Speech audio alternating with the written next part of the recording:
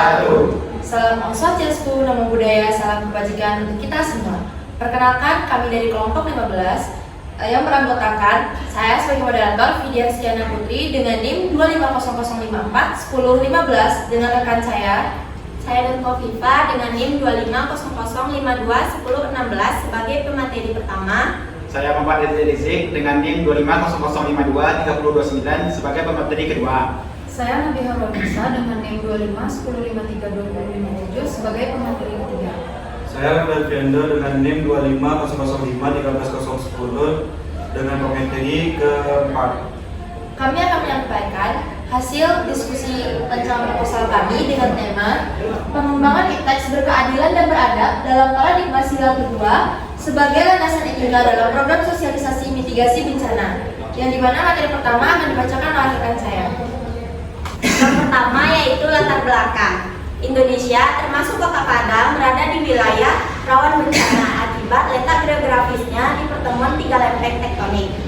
SMP Negeri 25 Padang sebagai sekolah di zona merah perlu memperkuat kesiapsiagaan bencana, terutama melalui pemanfaatan IPTEK.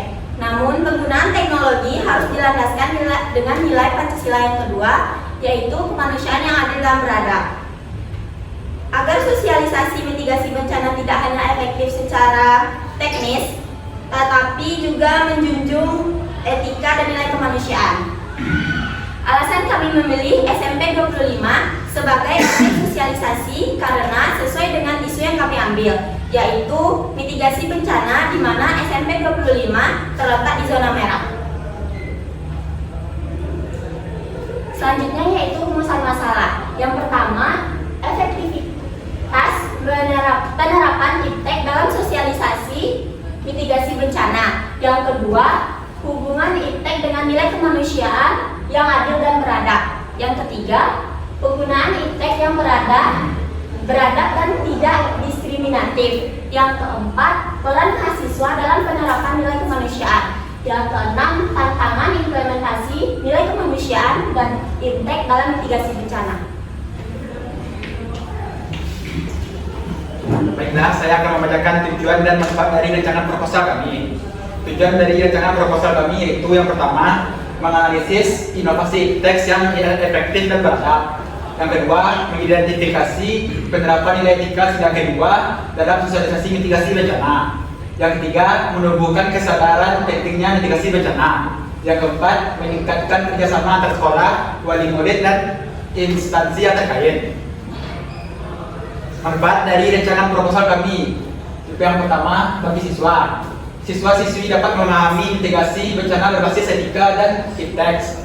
Yang kedua, bagi sekolah. Hasil kegiatan dapat menjadi bahan evaluasi dan pengembangan metode pembelajaran mitigasi bencana yang lebih efektif, inklusif, dan berkeadilan. Yang ketiga, bagi masyarakat dan orang tua. Menumbuhkan rasa aman serta kepercayaan pada kesiapsiagaan sekolah.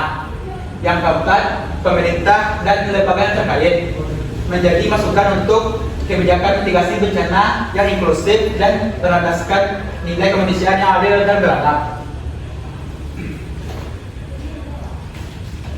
Selanjutnya saya akan membacakan tentang tinjauan konseptual. 1. Pancasila dan IPTEX. Pancasila menjadi paradigma dan landasan etika dalam pengembangan IPTEX di Indonesia. IPTEX tidak boleh bebas nilai, harus berorientasi pada kemanusiaan, keadilan sosial, dan kelestarian lingkungan. Tujuannya agar kemajuan teknologi tidak dapat menimbulkan dampak negatif bagi manusia dan alam. 2. Integrasi etika sila kedua. Sila kedua berbunyi kemanusiaan yang adil dan beradab menjadi dasar moral dalam program mitigasi bencana. IPTEX berfungsi untuk melindungi hak hidup manusia dan membangun perilaku beradab saat krisis. Keberhasilan program diukur dari pemahaman dan sikap etis, bukan hanya aspek teknis. 3. Nilai keadilan dan keberadaban. Akses inklusif. Semua siswa dan guru harus memperoleh informasi kebencanaan secara merata. Anti kesenjangan informasi. Teknologi harus mudah diakses dan dipahami oleh semua. Beradab. Sosialisasi menumbuhkan empati, solidaritas, dan perilaku etis saat darurat. 4. Etika perilaku dan tantangan. Siswa perlu dilatih bersikap tenang, tertib, dan saling membantu saat bencana. Harus diajarkan etika digital, beradab, tidak menyebar hoax atau informasi yang menimbulkan kepanikan. Tantangan utama yaitu literasi digital yang rendah dan potensi penyalahgunaan teknologi. 5. Implikasi dan tantangan. Kesenjangan digital, literasi teknologi rendah, perlu metode sederhana dan inklusif. Degradasi moral, penyalahgunaan teks dan hoax saat bencana.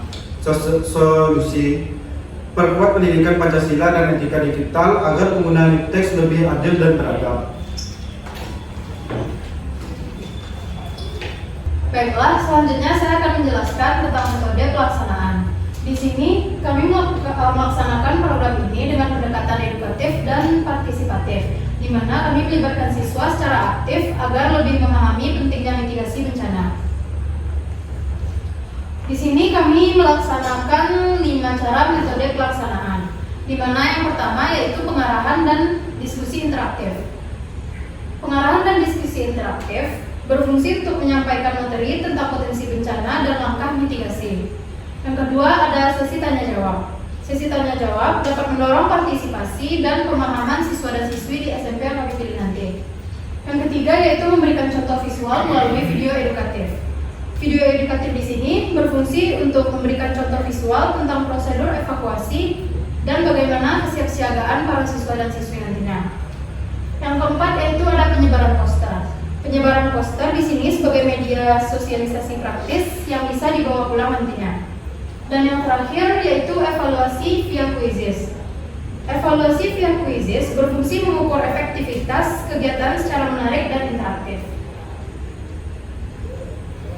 Selanjutnya yaitu lokasi dan waktu pelaksanaan. Lokasi pelaksanaan akan dilaksanakan di SMP Negeri 25 Padang, Jalan Beringin Bulanti Timur, Kecamatan Padang Utara, Kota Padang, Sumatera Barat. Waktu pelaksanaan akan direncanakan pada hari Kamis 13 November tahun 2025.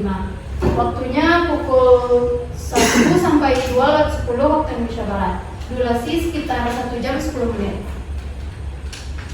Berikut merupakan tahap pelaksanaan yang akan kami laksanakan nantinya. Pertama ada jadwal persiapan dan pelaksanaan. Dan kedua ada rangkaian kegiatan sosialisasi.